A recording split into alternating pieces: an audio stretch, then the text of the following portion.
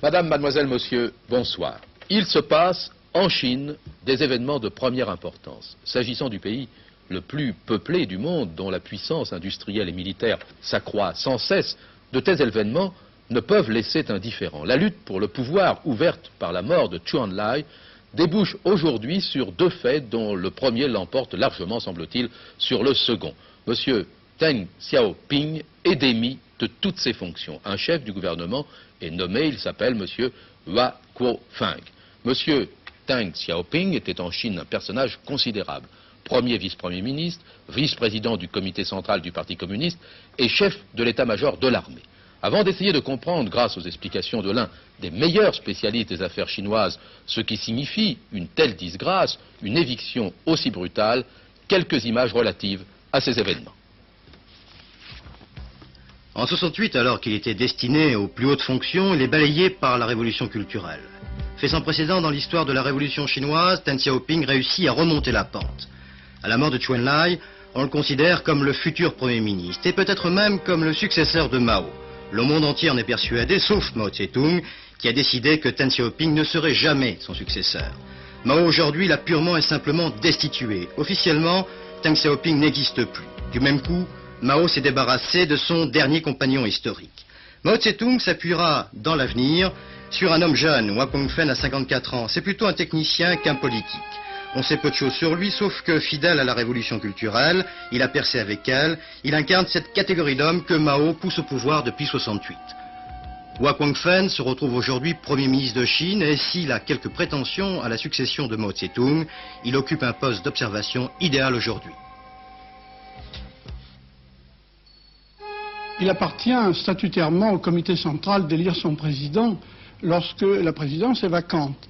Mais il est certain que le premier vice-président, en l'espèce Hua Guofeng, va jouir d'une position tout à fait privilégiée, surtout s'il y a une période d'interrègne. Est-ce qu'on peut considérer que la tendance de droite représentée par Deng Xiaoping est maintenant définitivement éliminée à Pékin? Je ne crois pas qu'on puisse dire qu'elle soit éliminée parce que cette tendance représente un courant qui est très fort et très important dans les divers appareils du parti, soit les appareils administratifs, économiques ou même les appareils provinciaux. Ce qui semble s'être produit, c'est une nouvelle fois une sorte de compromis provisoire. D'une part, on élimine définitivement Deng Xiaoping en lui enlevant ses postes de responsabilité, en l'espèce son poste de vice-premier ministre et surtout son poste de chef d'état-major de l'armée, ce qui lui enlève un certain nombre de facilités légales d'agir. Mais dans le même temps, les radicaux se voient privés de la première vice-présidence du parti dont nous parlions tout à l'heure, puisque M. Wang Hongwen, qui était leur représentant, qui était probablement l'homme le plus allural dans un certain sens de la tendance culturelle, se voit supplanté par M. Hua Guofeng. Et M. Hua Guofeng est plutôt un homme qui se tient à équidistance des modérés et des radicaux. Ça signifie pour vous qu'il y aura de nouveaux affrontements? Cela signifie qu'il y a un compromis temporaire, que ce compromis a probablement été précipité par les événements de Pékin, que dans la circonstance, le président Mao a voulu donner tout son soutien d'une manière tout à fait ouverte en faisant éliminer Deng Xiaoping de ses postes, mais en même temps, il semble que la question se soit résolue par le compromis dont je parlais tout à l'heure, et ce compromis peut durer longtemps, mais il n'élimine pas immédiatement tous les problèmes de fond. On a quand même un peu l'impression que les Chinois ne se sont jamais remis de la disparition de l'ancien Premier ministre Zhou Enlai. Oui, ils ne s'en sont pas remis, sûrement, pas encore. En réalité, le problème qui se pose à eux, c'est déjà le problème du pouvoir et le problème de la succession de Mao Tse-tung. Et ils ne se sont jamais remis, dans cette perspective, des résultats de la révolution culturelle qui a transformé la nature même de ce parti communiste chinois, qui était autrefois un parti cohérent, unitaire, et qui a été remplacé par un parti qui est au fond le siège et l'enjeu de lutte de factions. L'affaire Lip rebondit, mais oui. Il paraîtrait que la société n'est plus en cessation de paiement, c'est à n'y rien comprendre. Elle fait face à ses engagements, paie ses fournisseurs, ses chèques sont honorés par les banques. Alors, ça veut dire quoi? Et que signifie la prise de position des cadres supérieurs de l'IP qui, à s'en tenir à leurs déclarations, en résumé, rien n'est perdu, tout peut être réglé le 10 mai, sont en désaccord avec les propos de leur patron, M. Sargun. Quand la nouvelle a été connue ici à l'usine de Palan, personne n'y a cru. Mais après confirmation, il a bien fallu se rendre à l'évidence. Et alors, plus personne n'a compris. Lundi, le PDG de la marque, M. Sargueil, quitte Besançon en annonçant une cessation de paiement. En début de matinée aujourd'hui, le directeur général, M. Billet, téléphone à Palante pour dire que les employés seront payés normalement à la fin du mois et qu'il revient demain à Besançon, tout en laissant entendre, cependant, qu'on s'achemine maintenant vers un dépôt de bilan pur et simple. Les ouvriers de l'usine se réunissent immédiatement, essayent d'en savoir davantage, rien. Il leur faudra donc attendre, encore attendre, jusqu'à l'arrivée de M. Millet demain. D'ici là, toutes les interprétations sont permises. Tout cela est du grand guignol, inadmissible. On se moque des travailleurs, des sous-traitants et des horlogers bijoutiers. En fait, et nous posons la question, quel jeu joue le conseil d'administration de l'IP? Cela est maintenant plus qu'une certitude, on a voulu la mort de l'IP. Les capitaines du navire, après y avoir placé un pétard, sont partis en disant « nom d'une pipe, il va bien finir par sauter ». Le temps est mûr. Et manque de peau pour eux, grâce d'une part à la solidarité et grâce aussi à l'attitude des travailleurs de l'IP, ceci nous conforte dans l'attitude qui a été la nôtre jusqu'à présent, et bien grâce à cela, en quelque sorte, le pétard n'a pas sauté, comme ces messieurs l'avaient prévu, et les voilà qui reviennent dans le navire. Bon, qu'est-ce que ça veut dire pour nous? Ça ne veut pas dire du tout que pour autant c'est gagné, c'est terminé, on s'attend à un autre pétard, à un autre traquenard, mais cela, si vous voulez, on en parlera par la suite. Dans l'immédiat, le personnel continue d'honorer ses commandes, sans savoir s'il a, oui ou non, encore un patron. Dieu sait si les LIP, depuis quelque temps, sont habitués aux douches froides, mais vraiment aujourd'hui, le moins que l'on puisse dire, c'est qu'ils ne s'attendaient pas à celle-là. De qui se moque-t-on? Sans être méchant et sans méconnaître les difficultés de l'horlogerie en général, et celle de l'IP en particulier, c'est pourtant ce soir la question qui nous vient aux lèvres. Car enfin, même si elles sont difficiles à suivre, il y a des choses qu'il nous a bien fallu admettre. L'IP 1975, affaire saine. L'IP 76, pas viable. Claude Neuschwander, 1974, un magicien du management. Le même, en 76, un incapable pour ne pas dire pire. Le président de la République, en février, il faut sauver l'IP. Michel Dornano, ministre de l'Industrie cet après-midi, seuls les actionnaires de l'IP peuvent décider. Or, bien sûr, tout va très vite aujourd'hui. Et l'on peut comprendre que d'une année sur l'autre, voire d'un mois sur l'autre, des situations changent ou même se retournent. Mais qui croire, que croire, quand le PDG de l'IP, M. Sargueil, mandaté par les actionnaires, annonce lundi on ne paye plus et le contraire le surlendemain matin. La réforme de l'entreprise prévoit notamment que les personnels soient tenus informés de sa marche par ceux qui les dirigent. Les LIP apprécieraient sans doute qu'une loi leur permette au moins de savoir quand et à quelle sauce ils seront mangés. Rien sur l'IP en Conseil des ministres ce matin, rien en tout cas dans le communiqué officiel publié à l'issue de ce Conseil. Un Conseil très chargé, dont le morceau de résistance est constitué par les projets de loi ayant pour objet de renforcer les moyens d'assurer la sécurité des Français. Parmi les mesures retenues et approuvées par le Conseil, la possibilité accordée à tous les agents de police judiciaire de visiter les véhicules sans que leur propriétaire puisse s'y opposer. Pratique entrée dans les faits d'ailleurs, mais qui n'était pas légale. Le port d'armes, le transport d'explosifs, l'utilisation abusive d'uniformes ou de cartes de police sont aggravés dans leur peine. Il sera possible, lorsque ces textes seront votés, d'emprisonner et de condamner lourdement ceux qui préparent un crime ou certains délits avant même qu'ils soient commis. Jusqu'ici, il était très difficile de faire condamner les malfaiteurs avant même qu'ils aient commis une attaque à main armée, par exemple, et alors que la police était au courant de leur projet. Enfin, le régime des condamnés pour certains crimes sera aggravé dans la mesure où ils ne bénéficieront plus de conditions aussi favorables pour leur mise en liberté conditionnelle. À la demande du président de la République, soucieux de la liberté des citoyens, une disposition n'a pas été approuvée par le Conseil ce matin, celle qui étendait à tous les policiers le droit de vérifier l'identité des personnes.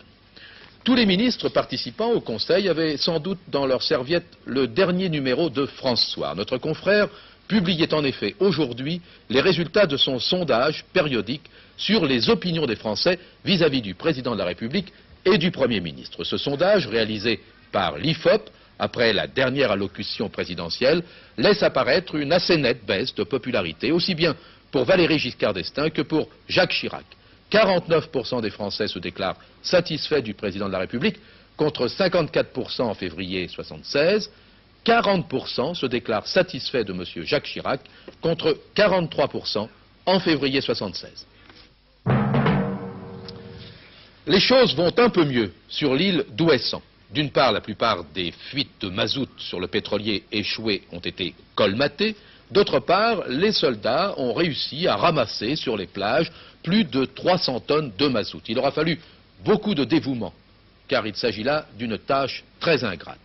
Quoi qu'il en soit, cette affaire de l'Olympic Bravery n'est pas terminée. Il faut rappeler que ce bateau, tout neuf, se rendait en Norvège, où il allait rejoindre des dizaines d'autres pétroliers géants qui attendent à l'abri dans les fjords un hypothétique fret. C'est l'utilité même de ces mastodontes, les dangers qu'ils représentent pour la navigation, qui sont aujourd'hui au cœur de l'actualité. Machine, on va mettre avant toute. Avant toute.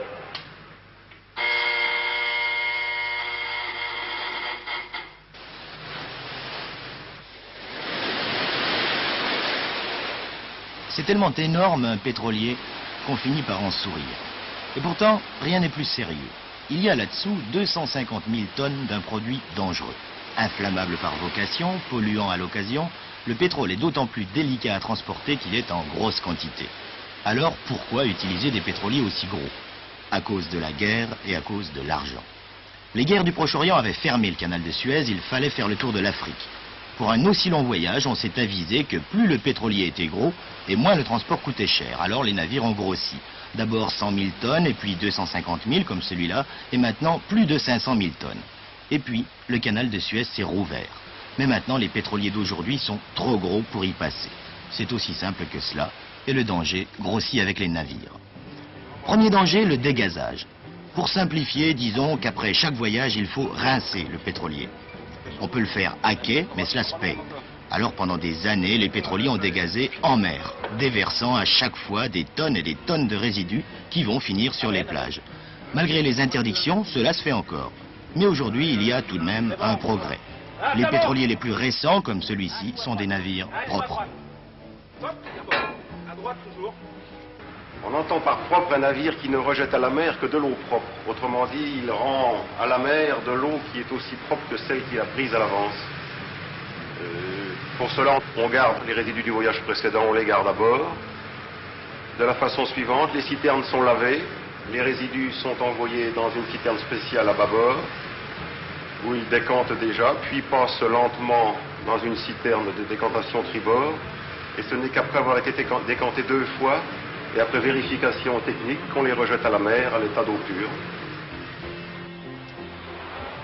Quand toute la génération de pétroliers aura été renouvelée, le problème du nettoyage en mer sera donc résolu. Reste l'autre danger, le pire, c'est-à-dire l'accident, le naufrage. En voici un, tout le monde le connaît. C'est l'Olympic Bravery devant Ouessant. Pourquoi est-il là? C'est une autre question. En tout cas, démonstration éclatante sous nos yeux qu'un pétrolier ultramoderne, doté de tous les radars possibles et imaginables, peut s'écraser sur un récif comme une vulgaire barcasse. Le résultat, on le voit. Il fait le désespoir des gens d'Ouessant. Il pourrait aussi faire oublier l'essentiel, et l'essentiel, c'est que l'Olympic Bravery était vide. Il s'en allait tout bonnement vers un parking à bateaux de Norvège, sans jamais avoir été rempli. Alors dans quoi pataugent tous ces soldats du contingent? Presque rien, quelques centaines de tonnes de pétrole qui faisaient tourner la machine. Et si l'Olympic Bravery avait été plein? 250 000 tonnes. On a calculé que si un pétrolier géant comme celui-là se vidait accidentellement en Méditerranée, toute la mer de la Grèce à Gibraltar serait recouverte d'une mince couche de pétrole. Plus de contact avec la surface, plus d'oxygène, plus de lumière. Toute la vie marine serait assassinée par ce bateau. Quelles seraient les conséquences pour les dizaines de millions de riverains? C'est à cela qu'il faut penser dans le sillage des plus gros, des plus beaux bateaux du monde.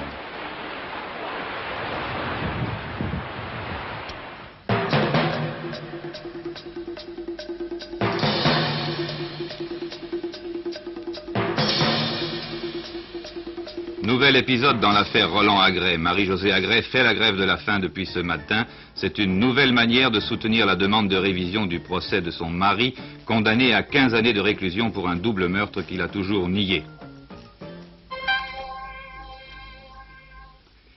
4 représentants syndicaux de la viticulture méridionale sont reçus depuis 19 h ce soir par Jean-Pierre Fourcade au ministère des Finances en présence du ministre de l'Agriculture, Christian Bonnet.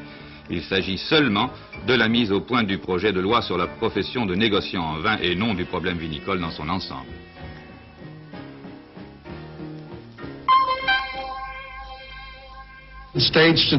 Après les élections primaires de l'État de New York, Gerald Ford accentue son avance dans la course à l'investiture du Parti républicain. Il peut déjà compter sur 251 délégués. Ronald Reagan n'en a que 84. Chez les démocrates, où les candidats sont plus nombreux, Jimmy Carter est toujours le mieux placé.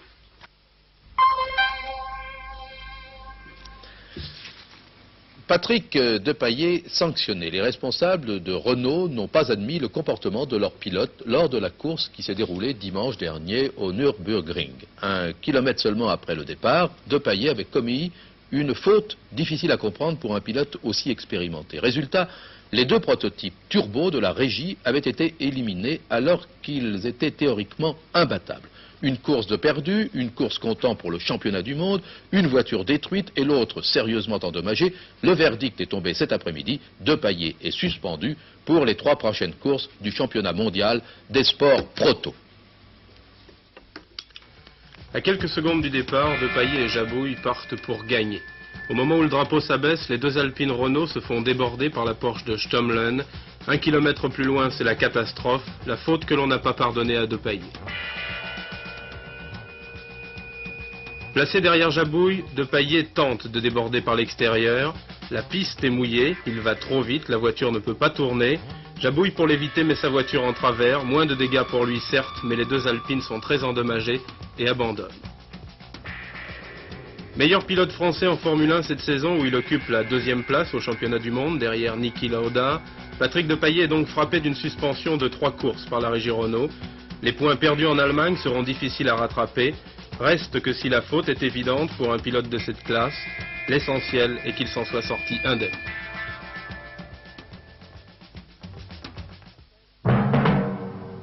La paix semble revenue dans le Sahara occidental abandonné par les Espagnols et que se sont partagés d'une façon fort inégale d'ailleurs le Maroc et la Mauritanie. Le front Polisario et ses partisans semblent pour le moment s'être repliés.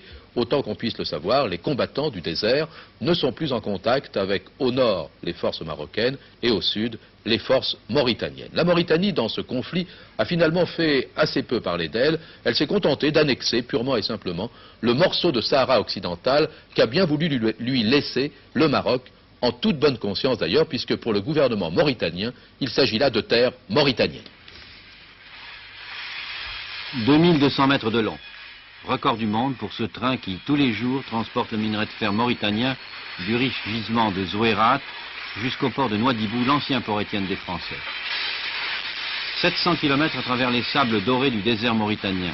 La voie ferrée court le long de la frontière, aujourd'hui gommée, de l'ancien Sahara espagnol. Les Espagnols sont partis il y a près de 4 mois, laissant le soin au Maroc et à la Mauritanie de se partager la dépouille de l'ancienne colonie.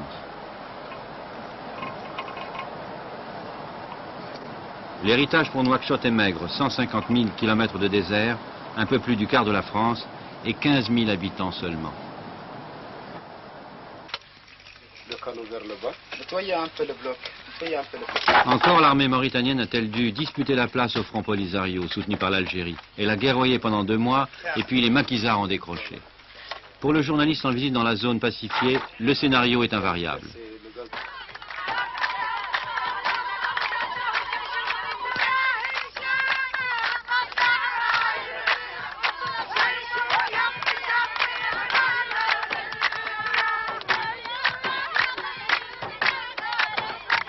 Dans les villages, ces femmes d'apparence craintive sont en majorité avec les hommes d'âge mûr.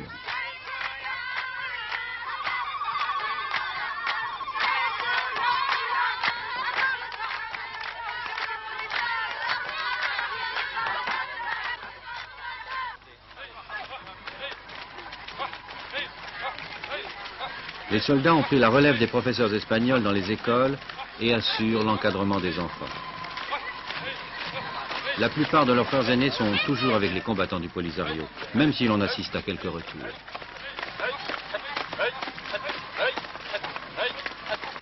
Certains sont revenus parce que leur famille était là et ils ne voulaient pas vivre ailleurs, par exemple en Algérie. Certains sont revenus parce qu'il y avait l'instinct de conservation et ils ne pouvaient pas non plus rejoindre l'Algérie. Et d'autres sont revenus d'eux-mêmes parce qu'ils estimaient qu'idéologiquement, ils étaient beaucoup plus mauritaniens qu'algériens. Mauritaniens et Sahariens répètent volontiers qu'ils se ressemblent comme des corbeaux. Il est vrai que tout les rapproche, l'habillement, les coutumes, la religion et un dialecte commun à base d'arabe.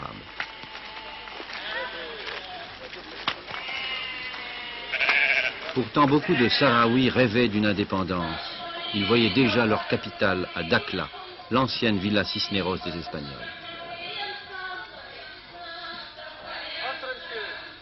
Aujourd'hui, c'est une ville fantôme. De nombreux habitants ont préféré l'exil à une nouvelle occupation étrangère.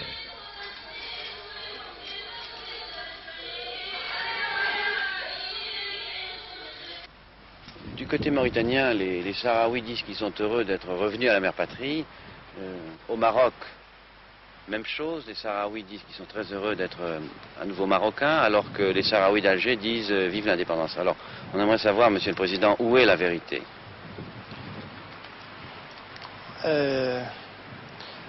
Ce n'est pas moi qui aurais dit pour la première fois être à chacun sa vérité, mais je pense, en ce qui nous concerne, que nos Sahraouis, que nos compatriotes qui étaient dans l'ex-Sahara espagnol sont bien heureux d'être parmi leurs compatriotes. Monsieur le Président, est-ce que vous êtes prêt à admettre un référendum au Sahara? Non, le référendum n'a plus sa raison d'être puisque la partie sud de l'ex-Sahara espagnol et qui fait partie réellement de la Mauritanie a été réunifiée. L'autorité du président Mokhtar n'est certes pas menacée, mais son alliance avec le Maroc fait peur. Et les contre-natures, disent de nombreux Mauritaniens, ils se souviennent en effet que pendant 10 ans, Rabat a revendiqué leur pays. Et ils craignent de nouveaux orages sur leur désert.